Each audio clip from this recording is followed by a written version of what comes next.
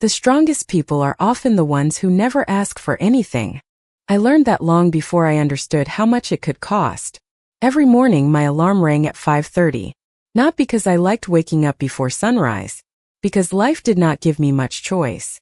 By 6 o'clock, I was already in the kitchen making coffee while the city outside remained wrapped in darkness.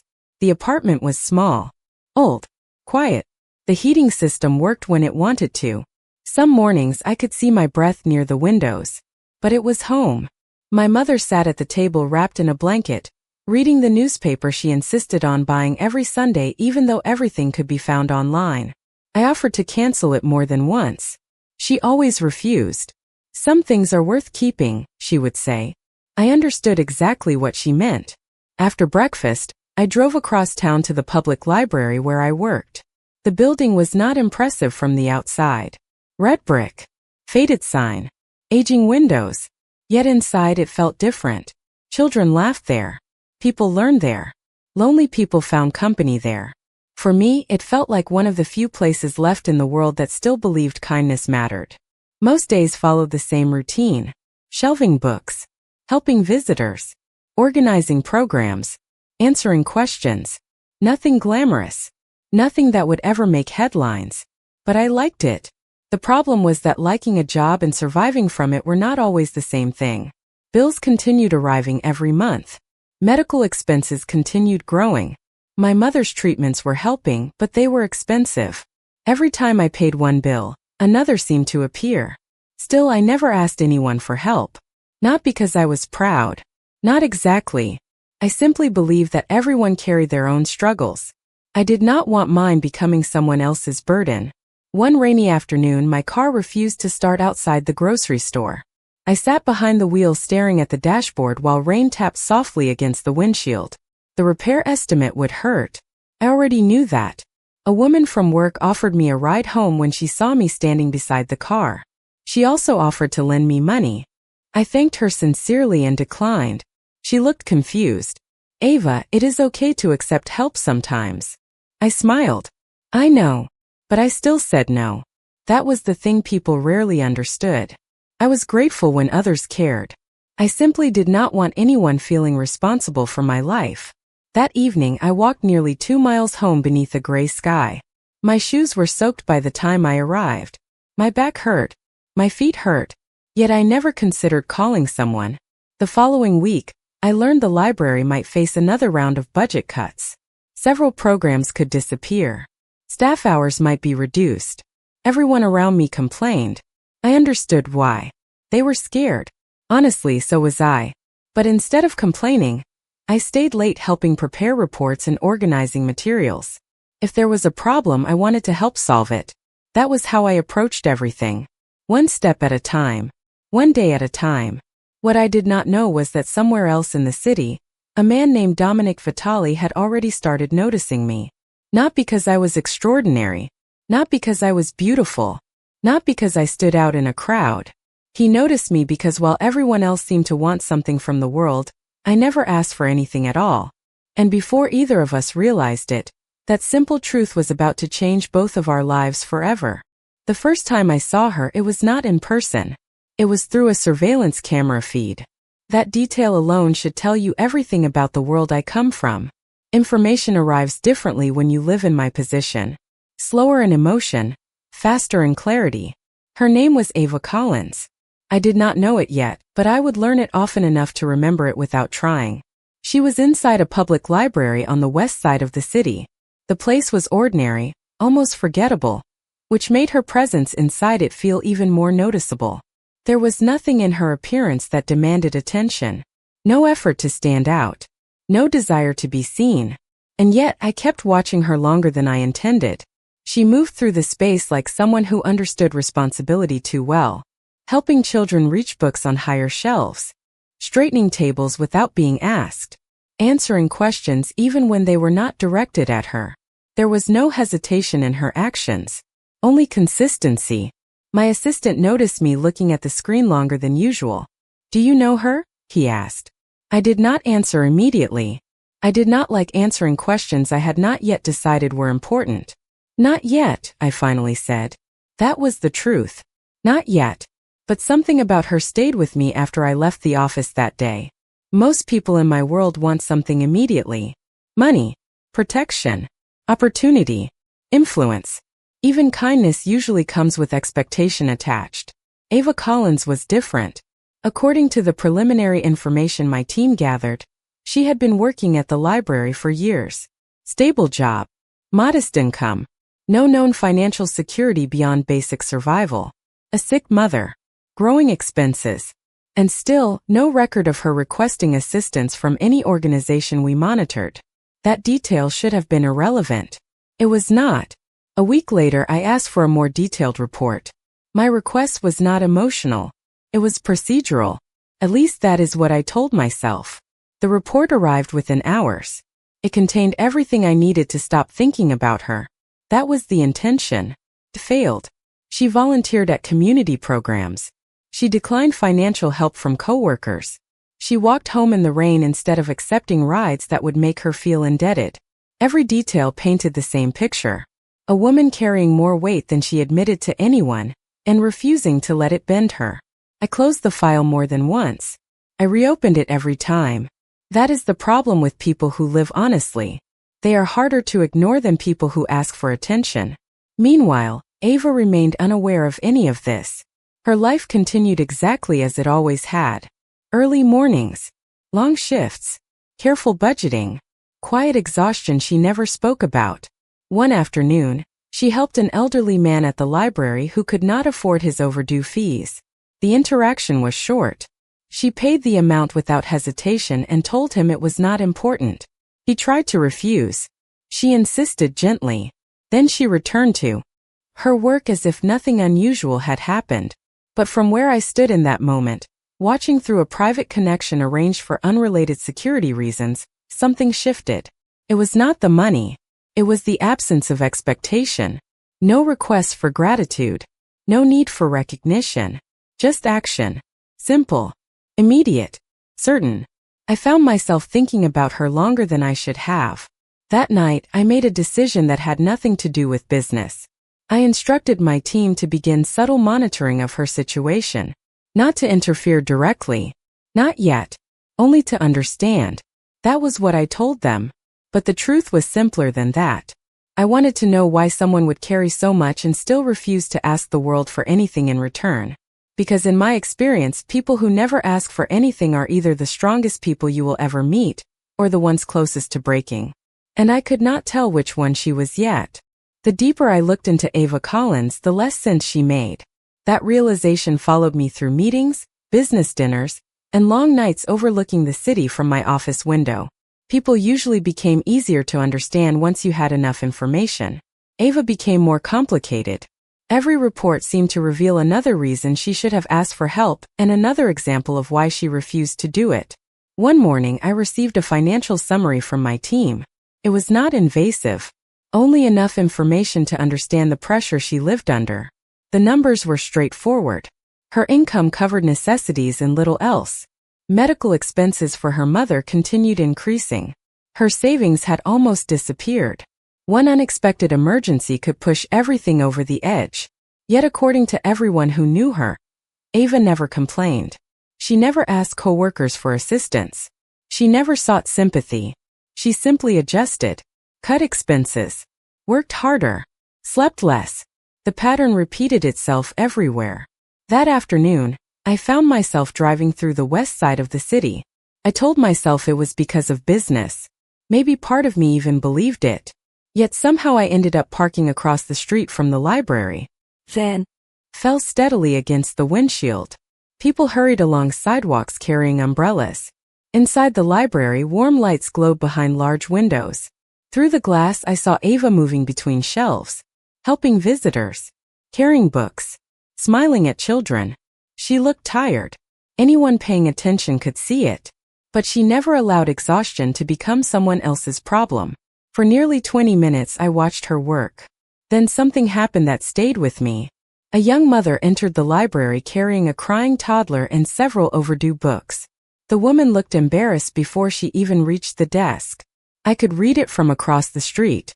Ava listened patiently while the woman explained that she had forgotten the return date because her son had been sick. There was probably a policy for situations like that. There always is. Yet Ava focused entirely on making the woman feel comfortable, rather than making her feel wrong. Within minutes, the mother was smiling. The child was laughing. The problem disappeared. Not because Ava ignored rules. Because she remembered there was a person standing behind them. That difference mattered. Later that evening, another report arrived. This one included comments from coworkers. The descriptions were remarkably consistent. Reliable. Generous. Honest. Stubborn. The last word appeared more than once. I almost smiled. It was probably true. People who never ask for help usually mistake self-reliance for strength. Sometimes it is. Sometimes it is simply loneliness wearing a different name. Meanwhile, Ava finished her shift and stopped at a grocery store on the way home. She carried a calculator. Not because she liked numbers. Because every dollar mattered. She compared prices carefully. Put several items back. Chose shipper alternative. The routine looked familiar. Millions of people do the same thing every day. Yet watching her, I noticed something unusual. There was no resentment in her expression. No anger. No bitterness. Only acceptance. She worked with what she had. Nothing more. Nothing less. When she finally arrived home, the apartment lights glowed softly through the evening rain. Her mother greeted her at the door. They shared dinner. Laughed at something neither surveillance nor reports could fully explain. For the first time, I understood what truly separated Ava from most people I knew. It was not strength. It was not kindness. It was gratitude. She appreciated things many people never noticed. Time. Family. Small victories. Quiet moments. And somehow that made her more remarkable than anyone constantly chasing more. Sitting alone in my office later that night, I stared at the city lights beyond the glass and realized something uncomfortable. I had begun looking for weaknesses in Ava Collins. Instead, I kept finding reasons to respect her. And respect, when it grows quietly enough, has a strange way of becoming something much harder to ignore. I first began to notice a change in my routine without realizing what caused it. It started with small interruptions in what had always been a predictable life. A report arriving earlier than expected. A donation confirmation that did not match any scheduled approval. A community project receiving funding that had not gone through the usual channels. None of it was large enough on its own to demand attention. But together they formed a pattern. One afternoon, I asked my assistant a simple question. How many of these recent contributions can be traced? He hesitated before answering. Most of them lead to the same network, but the final source is always masked. That answer should have ended the conversation. Instead, it made it more interesting. Because masking a financial trail is not something done casually. It requires intention. It requires structure. And in my experience, it usually requires influence. That evening, I reviewed everything again. Ava Collins remained at the center of all data points. Even though she was never directly connected to any transaction. She did not receive money. She did not request funding. She did not appear in any official correspondence. And yet everything seemed to orbit around her. The library expanded its programs. A community center received unexpected renovation support. A scholarship fund quietly appeared in an internal education network. Every improvement aligned with spaces she regularly worked in or people she had helped. I leaned back in my chair and stared at the ceiling for a long moment. My world was built on cause and effect. Action and consequence. Direct links between decision and outcome. What I was seeing did not fit that structure. Felt intentional but invisible. Controlled but unseen. The next morning, I decided to step outside of observation. I instructed one of my people to arrange a casual presence at the library. Nothing invasive. No pressure. Just proximity. If Ava noticed anything unusual, it would end there. That was the condition I set. By noon, I received confirmation that a simple donation of books and educational materials had been delivered under a neutral foundation name. It was enough to blend into normal activity. Nothing that would raise suspicion. I expected nothing in return. That was the point. What I did not expect was how quickly she responded. Later that afternoon, Ava organized the materials without hesitation. She did not question the source. She did not speculate. She simply integrated them into the library as if they had always belonged there. That detail stayed with me longer than I wanted it to. Most people would at least wonder where it came from. Most people would feel curiosity, suspicion, or gratitude mixed with uncertainty. Ava did none of that. She treated the gift as something meant for others, not for herself. That night I found myself driving again. Not toward a business meeting. Not toward any scheduled obligation. Just driving. Eventually I stopped near the library. The building was closed, but lights from inside still illuminated rows of books. I could see Ava through the glass, finishing her final tasks before locking up. She moved slowly, carefully, like someone who understood that even small responsibilities mattered. When she finally stepped outside, she paused for a moment in the cold air. She pulled her coat tighter around her shoulders and looked up at the sky as if measuring the weather for tomorrow's responsibilities. That was when I realized something I had been avoiding. I was no longer simply observing her. I was trying to understand her. And that shift changed everything.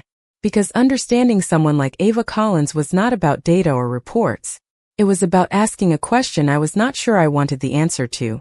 What kind of person never asks for anything, even when she has every reason to? And more importantly, what happens to someone like that when the world finally notices she exists? The changes began so quietly that I almost convinced myself they were coincidences. Almost. A week after the new books arrived, another unexpected improvement appeared at the library. This time it was a grant. Not a large one. Not the kind that attracts newspaper headlines or public ceremonies. Just enough to repair aging computers and replace equipment that had been struggling for years. Nobody seemed to know where the funding came from. The director looked surprised. The staff looked relieved. The children who used the computers looked excited. I looked suspicious. Not because I disliked good news. Because good news rarely arrived without explanation. For several days I tried to ignore it. There was work to do. Reports to organize. Community programs to prepare. Life continued moving forward whether answers appeared or not. Yet something felt different. Small burdens that had been pressing down on everyone for months suddenly seemed lighter. The library stayed open later.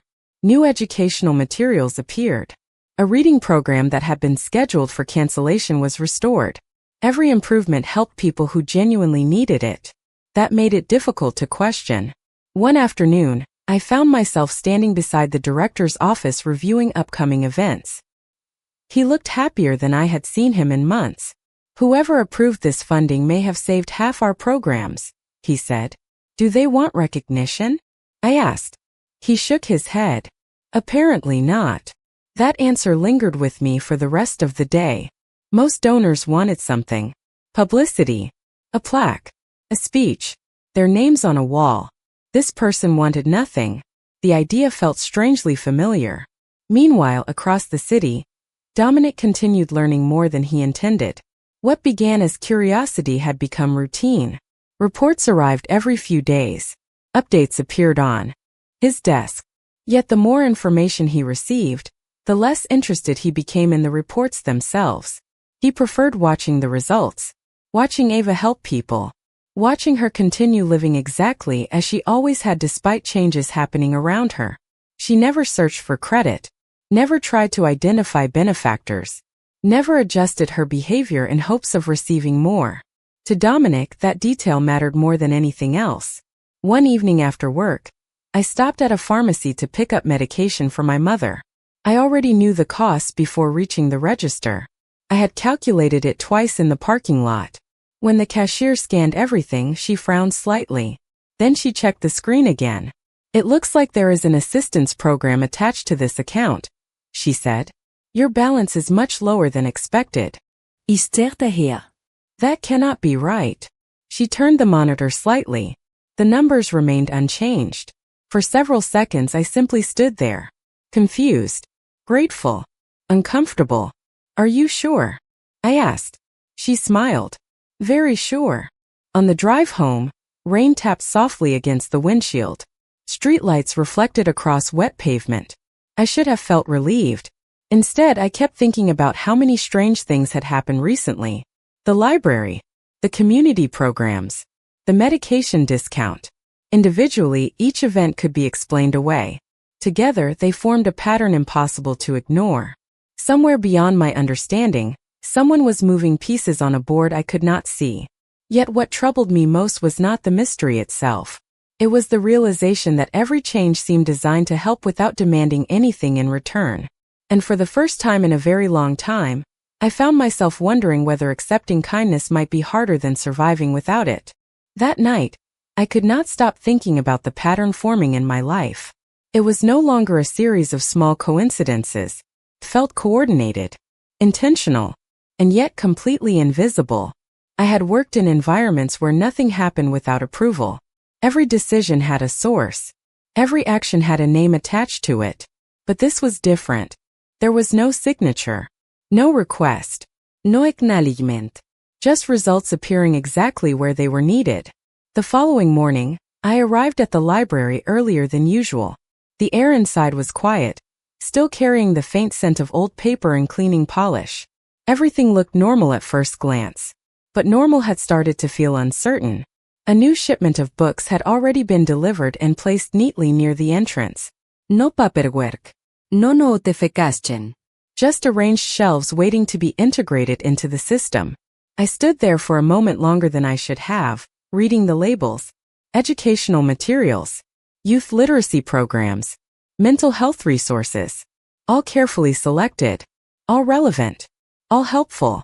I asked the staff if anyone had arranged the delivery. No one knew. That answer no longer surprised me. It only deepened the unease forming beneath everything else. Across the city, Dominic sat in silence reviewing the same system of updates he had been observing for weeks. The reports no longer interested him in the way they once had. He already understood the pattern. Ava did not change when her circumstances improved. She did not adjust her behavior. She did not begin to ask for more. Instead, she simply continued forward as she always had. Helping, working, giving, never pausing to question why life was slowly becoming easier around her. That realization unsettled him more than any financial irregularity ever could, because it confirmed something he had suspected but not yet accepted. She was not responding to the changes. She was existing entirely separate from them, as if kindness itself had chosen a direction and was moving through her life without needing permission. Later that week, something happened that finally disrupted my routine in a way I could not ignore. My mother's condition required a new treatment plan. The doctor explained it carefully. The medication was effective but expensive. Insurance covered only part of it. The remaining cost was higher than anything I had prepared for that month. I nodded through the explanation, asking practical questions, taking notes, behaving exactly as I always did. But inside I was calculating, recalculating, adjusting numbers that could not comfortably fit together. After the appointment, I stepped outside the clinic and stood in the cold air for several minutes. People passed by without noticing me. Life continued around me without pause. I considered calling someone, then stopped. There was no one to call. That thought no longer felt unusual. Felt familiar. That evening I drove past the library even though it was closed. The building was dark except for a few interior lights left on for security. I slowed the car without fully understanding why. Through the glass I could see Ava inside organizing books alone. She moved slowly, carefully, as if each task mattered beyond its immediate purpose. There was no urgency in her expression, no visible stress, only focus. I sat there longer than I intended, watching someone who carried far more responsibility than she admitted to anyone, yet never once appeared to be asking the world to make it easier. And in that moment, something inside me shifted again. Not toward understanding, not yet, but toward certainty that I was no longer simply observing her life. I was beginning to become part of it, whether I had chosen that or not. Spring arrived gradually. The snow disappeared first. Then the gray skies softened. Then one morning I stepped outside and realized winter was finally gone. The city felt lighter. People smiled more. Children stayed outside longer. Even the library seemed different. Sunlight streamed through the windows and settled across the shelves in warm golden lines. For the first time in months, things felt almost stable. Almost. My mother had started responding well to her treatment. The bills remained difficult but no longer impossible. The library programs were thriving. Attendance continued growing. New volunteers appeared every week. Everywhere I looked, small improvements seemed to be taking root. I should have been relieved. Instead, I found myself becoming increasingly curious. The question remained, why? Why had all these opportunities arrived at the same time? Why did every solution seem to appear moments before a problem became overwhelming? I did not have answers. Life continued moving forward anyway. One Saturday morning, the library hosted a children's literacy event in partnership with several community organizations. The building was full before noon. Parents moved between activity tables. Volunteers carried boxes of books. Children laughed loudly enough to fill every corner of the room. It was exactly the kind of day I loved. Busy, meaningful, real. Around lunchtime, I noticed a young girl standing alone near the reading section. She looked about 12 years old. Dark blonde hair, expensive clothes, intelligent eyes. Not lost exactly, just uncomfortable. She held a book but seemed more interested in observing people than reading. I walked over and smiled. Finding something good? She glanced at the cover and shrugged. Maybe. That usually means no. To my surprise, she laughed. You are probably right. We started talking. First it was only about books, then school, then favorite authors. Within minutes she seemed completely different. Relaxed, curious, bright. Her name was Sophia. She told me she attended a private school across town. She admitted she often felt isolated around people her own age. Too many expectations. Too many appearances. Too little honesty. I understood more than she probably realized. Before long, she was helping younger children choose books and reading stories aloud. She was surprisingly good at it. Several parents even thanked her. The smile on her face afterward looked genuine. Across the room, a man watched quietly. Dominic had arrived nearly 30 minutes earlier. He was supposed to stay only briefly. Instead, he found himself standing near the back wall observing a scene he had never expected. His daughter looked happier than she had in weeks. Not because of expensive gifts. Not because of vacations or opportunities. Because she was talking to Ava. Watching them together unsettled him in a way he could not explain. Sophia rarely connected with strangers so quickly. Yet with Ava it seemed effortless. Natural. As if they had known each other much longer than a few hours. Later that afternoon, after the event ended, Sophia approached me carrying 2 books. Are you going to be here next weekend? She asked. The question sounded casual. It was not. I smiled. Probably. She nodded as if confirming something important. Good. Then she walked away. I watched her leave, feeling unexpectedly happy. What I did not know was that Dominic was standing near the exit listening to every word. And for the first time since this strange chain of events began, he realized something had happened that no report, donation, or carefully arranged opportunity could have created. The most important connection between their worlds had formed completely on its own.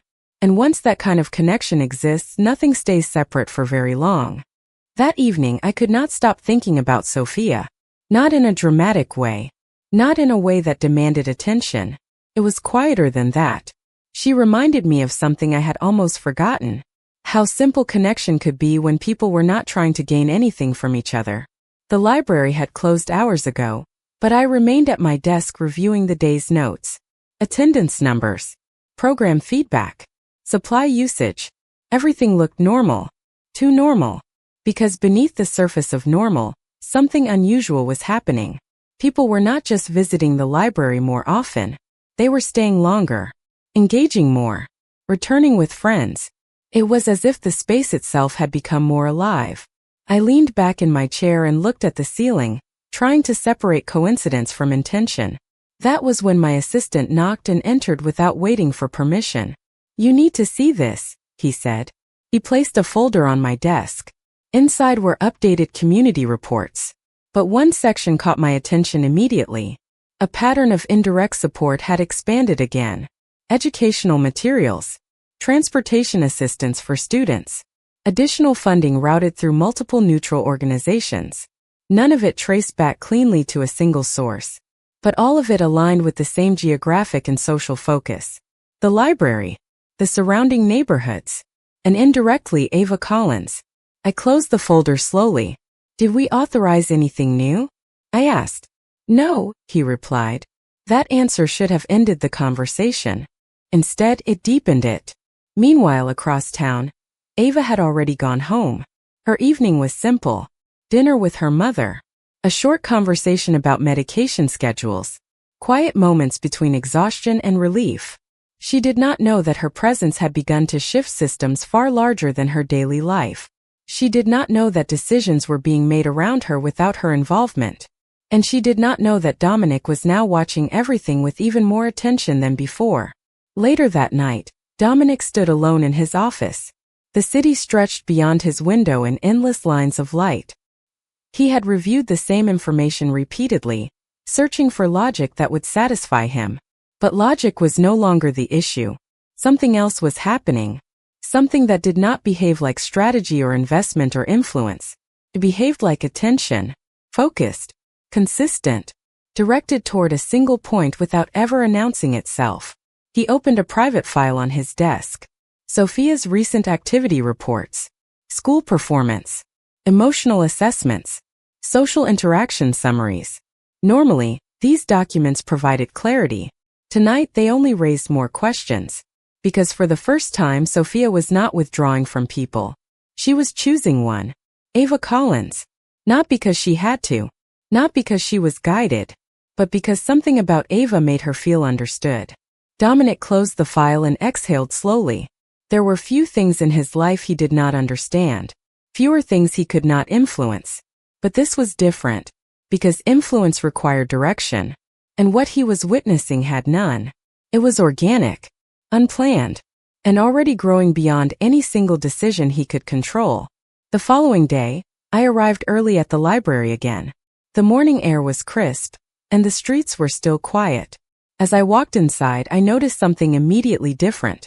A small handwritten note had been left near the front desk. It was from Sophia. Simply said thank you. No explanation. No expectation. Just gratitude. I held the note for a moment longer than I expected to. Then I placed it carefully inside my desk drawer. For reasons I could not fully explain, I did not want to throw it away. Across the city, Dominic read the same kind of silence in a different form. Ava was not asking questions. Sophia was not demanding answers. And no one involved in these changes seemed interested in claiming responsibility for them. That was the moment he realized the truth. Whatever was happening between these lives was no longer something he could observe from a distance. It was becoming personal. And once that line is crossed, nothing remains untouched. The truth arrived on an ordinary afternoon. Not through a dramatic confession. Not through an investigation. Not through some carefully planned revelation. It arrived because life has a way of connecting pieces when they have been separated for too long. The library was hosting another literacy event. Families filled the building. Volunteers moved between activity stations. Children carried books nearly as large as they were. Everything felt warm and alive. Sophia arrived early. That was not unusual anymore. Over the previous weeks, she had become a regular presence. She helped organize reading materials, assisted younger children, and somehow managed to make every room brighter simply by walking into it. Watching her had become one of my favorite parts of the week. Near the end of the event, a delivery arrived. Several boxes of educational materials and technology equipment were unloaded near the entrance. One of the volunteers handed me a folder containing inventory information. I accepted it without thinking. Then I noticed a name. Vitali Community Foundation. My eyes stopped moving. For a moment, the noise around me faded into the background. I looked at the folder again, then at Sophia, then back at the folder. The connection formed instantly. Too many coincidences suddenly had the same answer. The grants, the books, the assistance programs, the support arriving exactly when it was needed. My heart began beating faster. Not because I was afraid, because I already knew where the truth would lead. That evening, after the event ended, I found myself standing on the library steps as the sun disappeared beyond the city skyline. The air was warm. Spring was nearly becoming summer. Cars passed in the distance. People headed home. And then a black sedan pulled quietly to the curb. Dominic stepped out. For a moment neither of us spoke. He looked exactly as he always did. Calm. Composed. Impossible to read completely. Yet something in his eyes suggested he already knew why I was there. It was you, I said. He did not pretend otherwise. Some of it. I laughed softly and shook my head. Some of it. The corner of his mouth moved slightly. More than some. The honesty surprised me. We stood there in silence for several seconds. Finally I looked directly at him. Why? It was the same question I had been carrying for months. Why the grants? Why the help? Why me? Dominic looked toward the street before answering. Because you never asked. I frowned slightly. That does not explain anything. It explains everything. His voice remained calm. Most people want something. There is nothing wrong with that. But every time I learned something about you, I found the opposite. More responsibility. More pressure. More reasons to ask for help. And still you never did. I looked away. Part of me wanted to argue. Part of me wanted to be angry. Yet neither feeling lasted. Because deep down I already understood. He continued. At first I was curious. Then I was impressed. Eventually I realized something. I met his eyes again. What? For the first time his expression softened completely. You reminded me that goodness still exists without needing recognition. The city lights flickered on around us. Somewhere nearby people laughed. Traffic moved through the streets. Life continued as it always had. Yet everything felt different. Not because of the money. Not because of the opportunities. Because for the first time I understood that none of it had been about fixing me. Dominic had never seen me as broken. He had simply noticed someone carrying more than she should have carried alone. And instead of demanding gratitude, he chose to stand beside her. Months later, summer settled over the city. The library flourished. My mother's health improved. Sophia remained an important part of my life. And Dominic became something unexpected. Not a rescuer. Not a benefactor. A partner in the quiet work of making life better for other people. Looking back now, I understand something I did not understand then. Strength is not refusing help forever. Strength is recognizing when kindness arrives with no conditions attached. And sometimes the most extraordinary thing in the world is not being chosen by someone powerful. It is being seen by someone who understands your worth long before you do.